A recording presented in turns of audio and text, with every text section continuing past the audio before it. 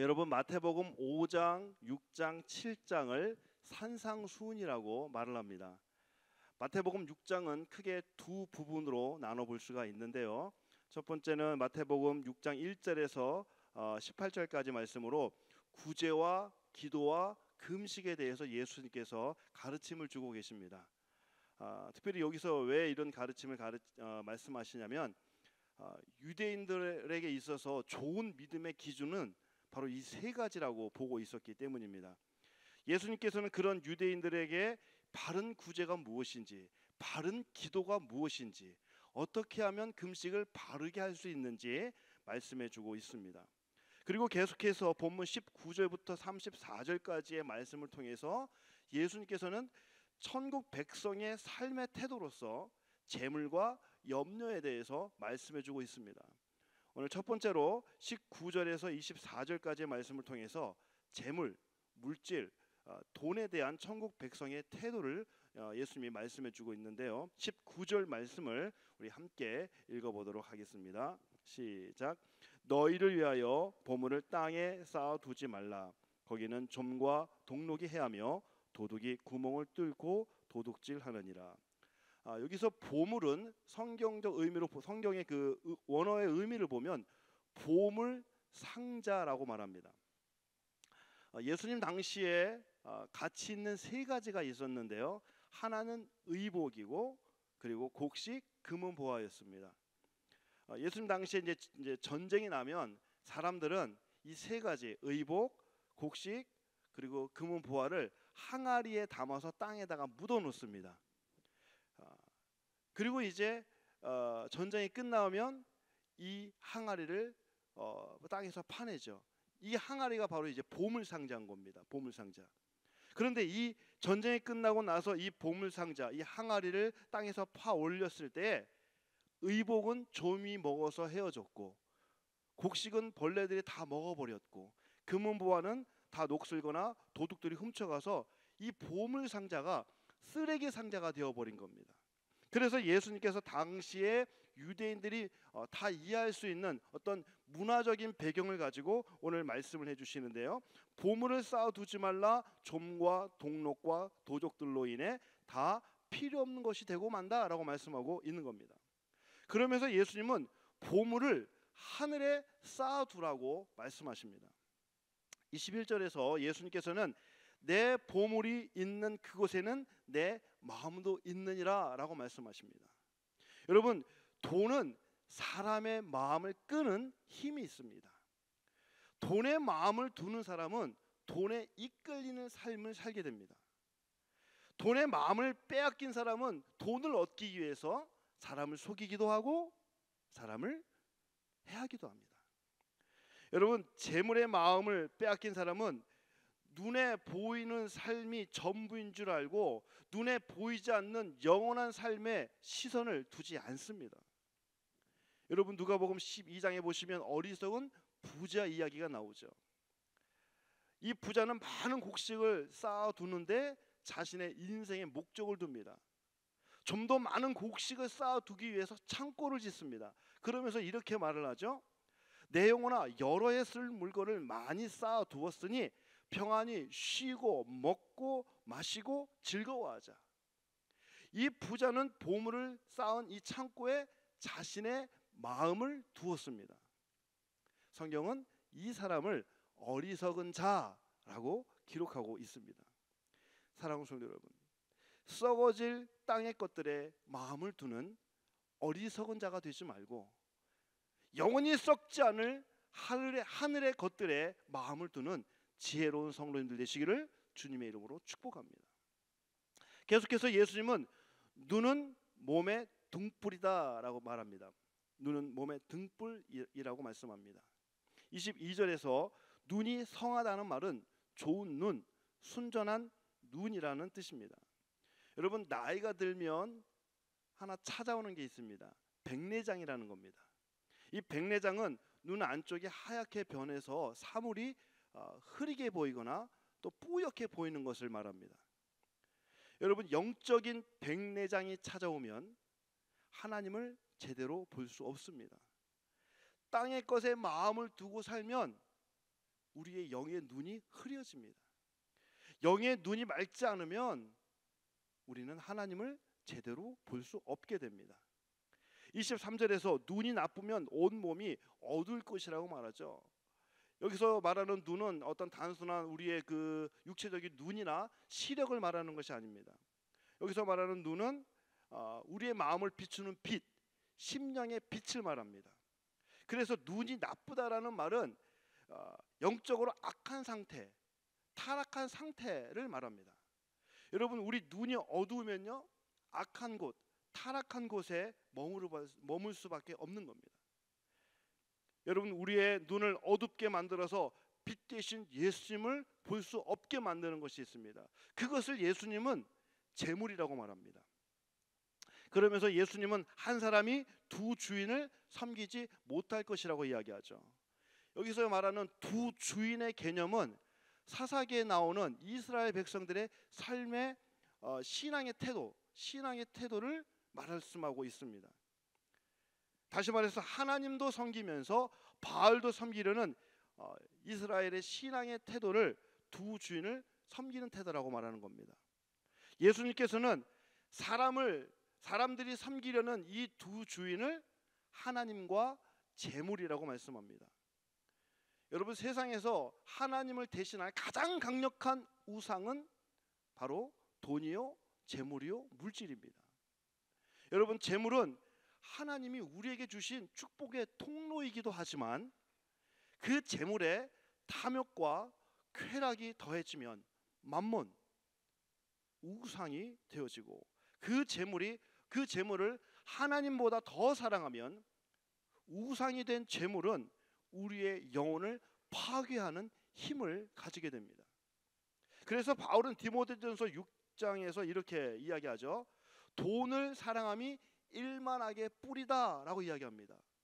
돈이 악이라고 이야기하는 것이 아니라 돈을 사랑하는 것이 악이라고 이야기하죠. 사랑하는 성도 여러분, 돈을 따라가는 삶이 아니라 예수님을 따라가는 삶을 살 수 있길 바랍니다. 돈의 시선을 고정시키는 것이 아니라 하나님께 시선을 고정시켜 살아갈 수 있기를 바랍니다. 두 번째, 예수님께서는 천국 백성들의 삶의 태도로 염려하지 않는 삶을 살 것을 말씀하고 있습니다. 여러분, 오늘 본문 말씀 25절부터 34절 보시면 염려라는 이 단어가 6번 등장을 합니다. 이 염려라는 말은요, 쪼갠다 혹은 이 갈라낸다라는 말과 이 단어와 마음, 누스라는 이 단어가 합쳐져서 만들어진 합성어입니다. 그래서 이 염려한다라는 말은 우리의 마음을 갈라놓다, 우리의 마음을 쪼갠다라는 뜻입니다. 여러분, 염려는 하나님을 향한 우리의 생각과 마음을 갈라지게 합니다. 염려는 하나님을 향한 우리의 시선을 쪼개고 분산시킵니다. 그런데 여러분, 사람들은 한평생 염려하고 걱정하며 인생을 살아갑니다. 사업이 안 되면 안 돼서 걱정합니다. 사업이 잘 되면 잘 돼서 걱정합니다. 자식이 없으면 자식이 없어서 걱정을 하고요. 자식이 많으면 가지 많은 나무에 바람 잘 날 없다고 하면서 또 걱정합니다. 몸이 병들면 병든 몸 때문에 걱정을 하고, 몸이 건강하면 이러다 내가 언제 아프려나 또 걱정합니다. 밤새 걱정을 합니다. 너무 많은 걱정 때문에 불면증에 시달리기도 하고요. 너무 많은 걱정 때문에, 너무 많은 염려 때문에 우울증에 시달리기도 합니다. 어쩌면 사람들은 한평생 걱정하고 염려하며 세월을 보내고 삶을 보냅니다. 그러나 오늘 본문에서 예수님께서는 뭐라고 하십니까? 염려하지 말라고 말씀하십니다. 오늘 본문 25절부터 34절까지 말씀 보면 염려와 더불어서 나오는 또 다른 반복되는 단어들이 있습니다. 그러므로 라는 단어입니다. 그러므로. 오늘 본문 25절 우리 다 같이 한번 읽어보겠습니다. 25절 말씀입니다. 시작. 그러므로 내가 너희에게 이르노니 목숨을 위하여 무엇을 먹을까, 무엇을 마실까, 몸을 위하여 무엇을 입을까 염려하지 말라. 목숨이 음식보다 중하지 아니하며 몸이 의복보다 중하지 아니하냐. 31절도 보시면요, 그러므로 무엇을 먹을까, 무엇을 마실까, 무엇을 입을까 뭐 하지 말라고 하죠? 염려하지 말아라. 염려하지 말라. 왜요? 32절에서 예수님께서 그 이유를 말씀하시는데요, 이는 다 이방인들이 구하는 것이라 이렇게 말합니다. 이방인들이 구하는 것.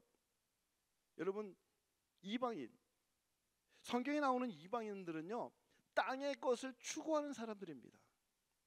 성경에 나오는 이방인들은 보이는 것에 인생의 가치를 두는 사람들입니다. 신약에서 말하는 이방인들의 삶의 스타일이 있습니다. 신약에서 말하는 이방인의 삶의 스타일은 자기를 드러내기를 좋아하는 사람들입니다. 대접받기 좋아하는 사람입니다. 높은 자리에 앉기 좋아하는 사람들입니다. 예수님은 이런 이방인들의 삶의 스타일이 무엇을 먹을까, 무엇을 마실까, 무엇을 입을까 그렇게 걱정하며 살아간다는 거예요. 그러므로 예수님께서는 이방인처럼 그런 걱정과 염려하지 말고, 아무런 염려하지 말고 살아라 라고 말씀하고 있는 겁니다. 그 이유를 32절에서 분명하게 말씀해 주는데요, 32절 말씀입니다. 이는 다 이방인들이 구하는 것이라. 너희 하늘 아버지께서 이 모든 것이 너희에게 있어야 할 줄을 아시느니라. 여러분, 예수님께서 지금 하나님을 뭐라고 말씀하시죠? 하늘 아버지. 하늘 아버지. 하나님은 우리의 하늘 아버지가 되신다고 말씀하고 있습니다. 어릴 적에 좀 부유한 친구가 있었습니다. 이 친구는 물건을 잊어버려도 걱정을 하지 않습니다. 제가 학용품, 좀 괜찮은 학용품 있으면 야 이거 좀 빌려줘 그러면 아예 너 가져 그래요. 왜냐하면 이 친구는 자기 아버지가 또 사준다는 거예요.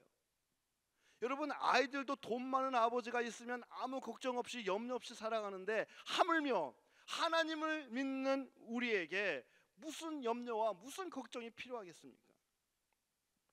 여러분, 우리가 믿는 하나님 어떤 하나님이시죠? 우리 하나님은 온 우주 만물을 창조하시고 온 세계의 주인 되신 분이십니다. 우리 하나님은 모든 것을 만드셨고 모든 것을 가지신 분입니다. 예수님은 그 하나님이 바로 우리의 아버지가 되신다고 말씀합니다. 여러분, 바로 이것이 오늘 본문의 핵심 중에 핵심입니다. 아버지. 예수님께서는 공중의 새를 먹이시고 들에 핀 백합화를 입히시는 이 자연 만물을 다스리시는 하나님을 비유하면서 하물며 아버지 되신 너희 하나님이 하나님의 자녀인 우리를 먹이고 입히시지 않겠느냐라고 말씀하고 있죠. 사랑하는 여러분, 우리가 재물을 따르지 않고 하나님을 따를 수 있는 이유는 그분이 우리의 아버지가 되시기 때문입니다. 여러분, 우리가 돈에 마음을 두지 않고 하나님께 마음을 둘 수 있는 이유는 그분이 우리의 아버지가 되시기 때문입니다. 여러분, 하나님이 아버지가 아니고 아저씨가 된 사람들은 아버지 없이 스스로 인생을 살아가야 됩니다. 그러니 무엇을 먹을까, 무엇을 입을까 염려하며 살아갈 수밖에 없는 거죠. 그러나 하나님이 아버지인 사람은 그런 걱정, 그런 염려할 필요가 없는 겁니다. 예수님은 오히려 그의 나라와 그의 의를 구하라 라고 말씀하시죠. 여기서 그의 의는 예수 그리스도를 의미합니다. 그러므로 하나님의 자녀는 예수 그리스도를 찾고 예수 그리스도를 구하며 살아가야 합니다. 여러분, 예수님은 우리의 삶의 전부가 됩니다. 예수님은 우리의 삶의 모든 것을 채워주시는 분이십니다. 예수님께서 말씀하시죠. 이 모든 것을 너희에게 더하시리라. 예수님이 함께하는 인생은 아무 염려가 없는 인생이 되는 겁니다. 오늘 본문 34절에서 예수님께서 마지막 결론을 이렇게 내리십니다. 34절 말씀입니다. 그러므로 내일 일을 위하여 염려하지 말라. 내일 일은 내일이 염려할 것이요 한날 괴로움은 그날로 족하니라. 예수님께서는 내일 일은 내일이 염려할 것이라고 말씀하십니다. 여러분, 이방인들은 내일을 염려하며 살 수밖에 없습니다. 그러나 하나님의 자녀들은 내일을 기대하며 살아갑니다.